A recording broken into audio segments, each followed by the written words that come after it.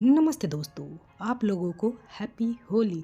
आज होली है और होली के दिन ही मैंने बनाई छेना कस्टर्ड, जिसकी तैयारी एक रात पहले मैंने कुछ कर रखी थी। तो यहाँ पर कस्टर्ड के साथ मैंने जेली बनाई थी, वो भी इसमें मैंने डाली। खा के तो मज़ा ही आ गया। तो चलिए किस तरह से मैंने कस्टर्ड बनाया था तो मैं बता देती हूँ। तो यहाँ पर मैंने 1.5 लीटर दूध लिया था, जिसमें मैं अपने स्वाद के अनुसार इसमें मैंने चीनी डाली और इसे कंटिन्यू चलाते हुए हमने दूध में अच्छे से चीनी घोल लिया था। यहाँ पर मैंने थोड़ा सा ठंडा दूध लिया, इसमें हमने 3 चम्मच कस्टर्ड पाउडर मिलाया और उससे हमने अच्छे से इसे मिक्स कर लिया। अब यहाँ पर हम दूध में धीरे धीरे कस्टर्ड का घोल मिलाते जाएंगे और इसे घोलते जाएंगे। कस्टर्ड को दूध में अच्छे से मिक्स करने के बाद इसे हम लो फ्लेम पर 5 मिनट के लिए अच्छे से हम उबाल लेंगे। गैस का फ्लेम ऑफ करके इसे हमें रूम टेम्परेचर पर लाकर इसे फ्रिज में रख देना है। यहाँ पर मैंने 1 लीटर पानी लिया था, जिसमें हम 200 ग्राम चीनी डालेंगे और चीनी को हमें कंटिन्यू चलाते हुए उसे घोल लेना है। तो यहाँ पर मैंने दूध से छेना पहले ही बना लिया था। तो यहाँ पर हम इस छेना को अच्छे से इस तरह से हाथ से रगड़ते हुए इसे हमें मथ लेना। और हम छेना के लिए छोटा छोटा यहाँ पर हम छेना बना रहे हैं। तो यहाँ पर हम छोटे छोटे इस तरह से रसगुल्ले की गोलियाँ बना लेंगे। यहाँ पर हमारी जो चाशनी है वो अच्छे से उबल गई है, तो बनी हुई रसगुल्ला इसमें हम डाल देंगे और इसे हाई फ्लेम पर हम ढककर इसे 8 से 9 मिनट तक पकाएंगे। इसका गैस का फ्लेम आपको लो नहीं करना, इसी तरह हाई फ्लेम पर ही इसे पकाना है। बीच बीच में आप चम्मच की हेल्प से इसे इस तरह से उलट पलट दें।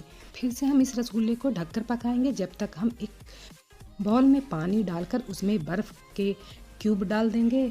और यहाँ पर हमारा जो छेना है वो बन के तैयार हो चुका है। तो इस तरह से पानी में डाल के आप अपने रसगुल्ले को देखिए, अगर पानी में बैठ जाए तो समझ जाए कि आपका रसगुल्ला पक के तैयार है।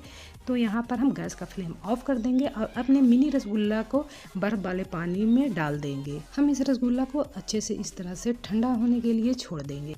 मैं जेली बनाने के लिए इस तरह का जेली का प्रीमिक्स मिलता है, वो यहाँ पर मैं ले रही हूँ। तो इसका जो डब्बा है हम ओपन कर लेते हैं। इसमें 2 तरह का पाउडर होता है, एक इस तरह का जेली होता है, इधर प्रीमिक्स होता है।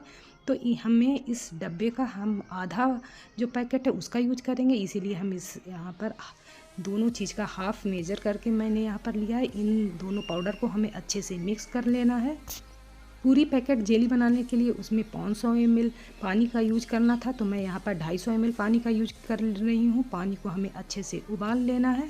यहाँ पर पानी को मैंने एक बाउल में निकाल लिया। धीरे धीरे हम जो जेली का प्रीमिक्स है वो पानी में डालते जाएंगे और मिक्स करते जाएंगे। जेली प्रीमिक्स अच्छे से जब मिल जाए तो आपको जिस बर्तन में सेट करना है डायरेक्ट उस बर्तन में आपको ये प्रीमिक्स इस तरह से डाल देना है और इस तरह से इसे रूम टेम्परेचर पर ही ठंडा कर लेना है। तो यहाँ पर मैं 2 फ्लेवर की जेली बना रही थी, तो उसके लिए भी मैंने इसी तरह पानी में इस जेली पाउडर को अच्छे से मैंने घोल लिया था। और इस जेली को भी हम इस तरह के बर्तन में इस तरह से डालकर इसे भी हम ठंडा करके इसे सेट कर लेंगे।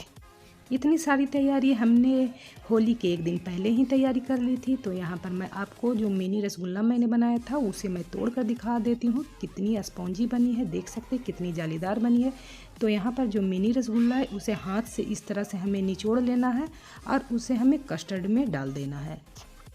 और यहाँ पर हमारी जो जेली है वो भी अच्छे से सेट हो गई है। तो इन जेली को हम छोटे छोटे टुकड़ों में इस तरह से काट लेंगे।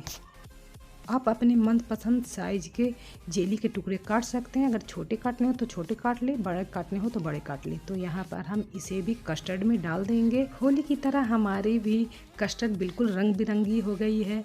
अगर मेरी एक छेना कस्टर्ड की रेसिपी आपको पसंद आई तो लाइक कर दीजिएगा। मेरे चैनल पर नए आए हैं तो सब्सक्राइब कर दीजिएगा और नई वीडियो की नोटिफिकेशन के लिए बेल आइकन का बटन दबाना ना भूलिएगा।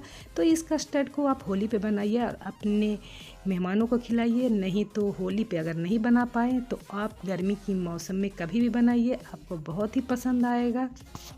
चलिए इस छेना कस्टर्ड को आपको टेस्ट करके बताती हूँ, ज़बरदस्त बनी है। एक बार मेरे कहने पर आप इस रेसिपी को ज़रूर बनाइए।